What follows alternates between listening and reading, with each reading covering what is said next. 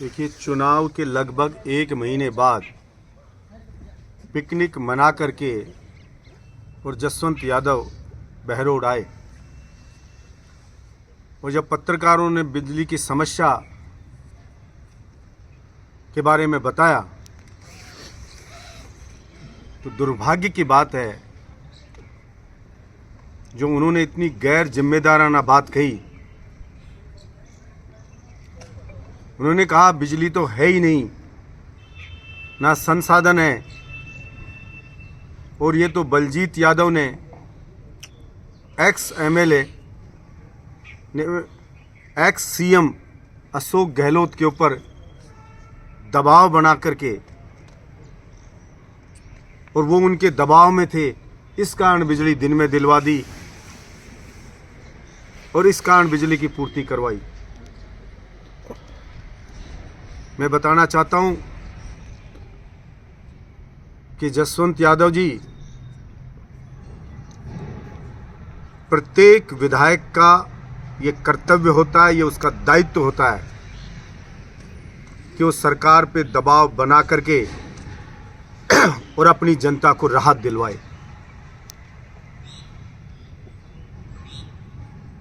लेकिन आप जनता के लिए दबाव नहीं बनाते, आप स्वयं के स्वार्थ के लिए दबाव बनाते हो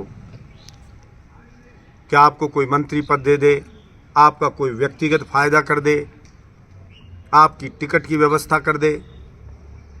हमने ये लालच नहीं रखा कि मंत्री बनाओ या कुछ और फायदा दो। मैंने तो विधानसभा में भी यही कहा, मुख्यमंत्री जी से भी यही कहा कि ये वीसीआर रूपी डायन मेरे क्षेत्र में नहीं छोड़ी जाएगी और पूरे 5 साल किसान को दिन में बिजली दी जाए, इसकी व्यवस्था सरकार से करवाई। पूरे 5 साल कोई बिजली का बिल नहीं दे सकता गरीब आदमी, तो उनको कहा कि आप बिजली जलाइए, और ये फ्लाइंग को गांव में घुसने नहीं दिया कि वो किसी की वीसीआर काटने जाए।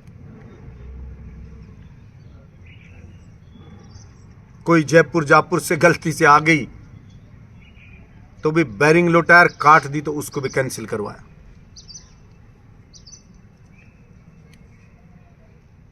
मेरे बहरोड की 36 कौम की जनता ने अपने बेटे का गला रेत के बलजीत यादव का गला काट कर और आपको चुनाव जिताया है, तो कम से कम आप इतने नुगरे इतनी जल्दी तो ना बनो। गांव गांव में डर का माहौल है, फ्लाइंगें घूम रही हैं,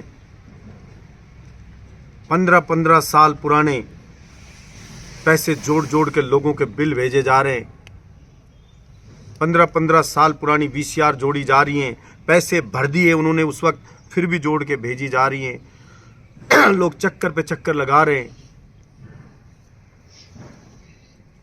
और इन सब के बीच में 1 महीने में आते हो और फिर ये स्टेटमेंट देते हो कि कितना जनता का दिल तोड़ने वाला स्टेटमेंट है। हाँ, मैं मानता हूं कि आप को ये पूरा विश्वास हो गया है कि काम के नाम पे कोई वोट नहीं मिलता है। आपने ये सोच लिया है कि कोरोना के 2.5 साल निकाल दो तो 2.5 साल बलजीत यादव को मिले, उसमें जो 71 साल में विकास नहीं हुआ उतना बहरोड विधानसभा में विकास करवाया, व्यक्तिगत काम करवाए, सार्वजनिक काम करवाए। बहरोड का नाम 200 विधानसभाई राजस्थान की नहीं, उत्तर भारत में गूंजता रहा, लेकिन फिर भी बलजीत यादव को हरा के आप जीत गए। जिसके पास एक बड़ा काम किया हो कभी, तो बताने को नहीं है। इसलिए आपका यह सोचना लाजमी है कि काम के नाम पे वोट नहीं मिलता।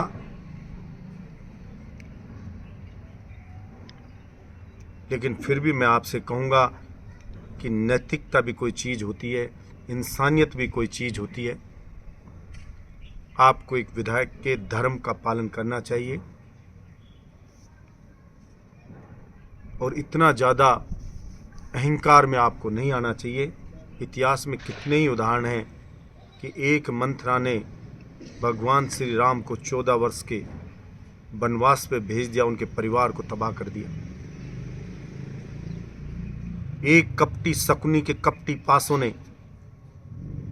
धर्म का प्रतीक पांडवों को 12 वर्ष वनवास, 1 वर्ष अज्ञातवास पे भेज दिया।